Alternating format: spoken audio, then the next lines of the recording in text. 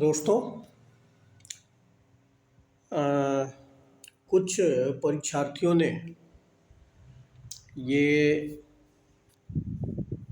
अपनी समस्या प्रकट की थी कि जो समय रह गया है उसमें 17वीं बीपीएससी प्रीलिम्स के लिए कुछ महत्वपूर्ण टॉपिक्स को बताइए जिसका रिवीजन करके या पढ़ करके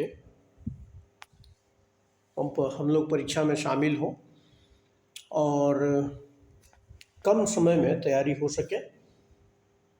उनका कहने का मुख्य मकसद ये था कि कौन कौन से इम्पोर्टेंट टॉपिक है जो 78 बीपीएससी के लिए बहुत ही महत्वपूर्ण रहेंगे या इस कम समय में कैसे तैयारी हो सकती है। तो उसी क्रम में हमने सोचा कि बहुत डिटेल में तो मैं नहीं बता सकता, लेकिन ये ज़रूर है कि मैं टॉपिक हिंट कर सकता हूँ कि इस दौरान जो बचे हुए समय है उसमें आप इन टॉपिक्स को पढ़ें। उसी के क्रम में आज शुरुआत मैं करूँगा ज्योग्राफी ऑफ इंडिया के जो महत्वपूर्ण टॉपिक्स हैं उसको लेकर के उसी पे आपकी नज़र होनी चाहिए, उसी का आप रिवाइज करें, उसी को पढ़ें। बहुत ज़्यादा पढ़ने की ज़रूरत नहीं है और इससे घबराने की ज़रूरत नहीं है कि ऐसा सुनने में आ रहा है कि बहुत कठिन प्रश्न आएंगे। तो उसके लिए यही है कि यूपीएससी के पिछले 4-5 सालों का पेपर का आप अध्ययन कर लें और ट्रेंड समझने की कोशिश करें। उसी ट्रेंड पे क्वेश्चंस आएंगे, एनसीईआरटी को फॉलो करें और जो स्टेटमेंट वाले क्वेश्चंस हैं उसको भी ध्यान में रखें और अपनी तैयारी जो 69th बीपीएससी के जैसे प्रश्न पूछे गए हैं उसी तरह के प्रश्न पूछे जाएंगे। हो सकता है कि किसी पोर्शन में कुछ ज़्यादा प्रश्न पूछे जाए या ज़्यादा पूछे जा रहे हैं उसको एक एवरेज किया जाए, यानी इक्वल किया जाए कि कुछ पोर्शन जैसे मान लीजिए कि पॉलिटी के क्वेश्चंस कुछ बढ़ सकते हैं, इकोनॉमी के बढ़ सकते हैं, बिहार के क्वेश्चंस बढ़ सकते हैं, हिस्ट्री के क्वेश्चंस अगर ज़्यादा आ रहे हैं तो थोड़े कम हो सकते हैं। मतलब ये एक स्पेकुलेशन है, ऐसा मानना नहीं है कि ऐसा ही होगा।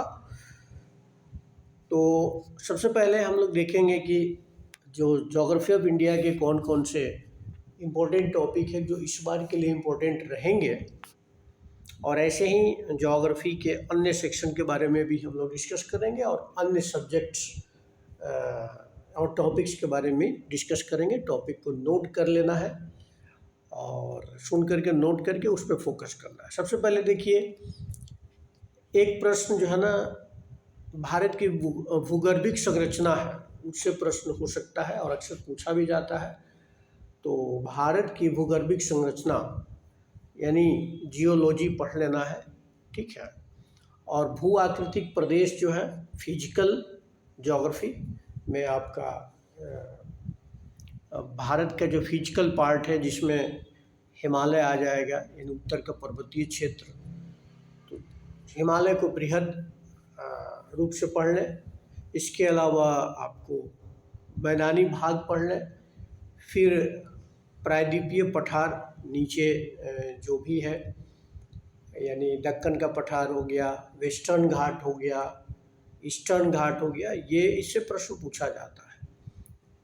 इसी तरह से आपका आइलैंड्स, आपको लक्षद्वीप चर्चा में रहा है तो उसका अध्ययन कर लेना है, साथ साथ अंडमान निकोबार भी अच्छे से देख लें। तो ये है। अपवाह तंत्र में नदियों को आपको बहुत अच्छे से पढ़ना है। नदियों का उद्गम कहाँ से होता है, नदियाँ कहाँ गिरती हैं, उस नदियों के तट पे कौन कौन से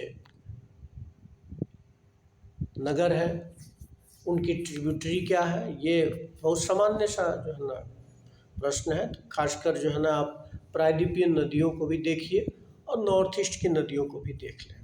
इसी तरह से लेक्स वगैरह देख लें, झीलें जो हैं उसको भी अच्छे से देख लें। क्लाइमेट में मानसून का मैकेनिज्म एक बार देख लें, ठीक है, और उससे जुड़े हुए टर्म जैसे अल नीनो वगैरह देख लें, ला नीना देख लें, आईटीसी जी देख लें, ठीक है। तो मानसून में यही देख लेना। मिट्टी से एक प्रश्न रहता है, तो मिट्टी का बृहद अध्ययन कर लें, लाल मिट्टी, लेटेराइट मिट्टी, ये सबसे क्वेश्चन पूछा जाता है, ठीक है।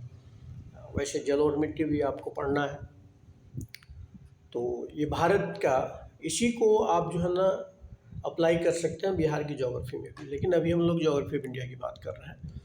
नेचुरल वेजिटेशन में खासकर पूछा जाता है आपको, हिमालय की वनस्पतियों के बारे में पूछा जाता है, एवरग्रीन फॉरेस्ट या पर्णपाती वन है, डेसिडुअस फॉरेस्ट है, तो इससे भी एक प्रश्न आता है, ठीक है। तो और भारत में वन की स्थिति क्या है, रिपोर्ट जो है उसको पढ़ लें।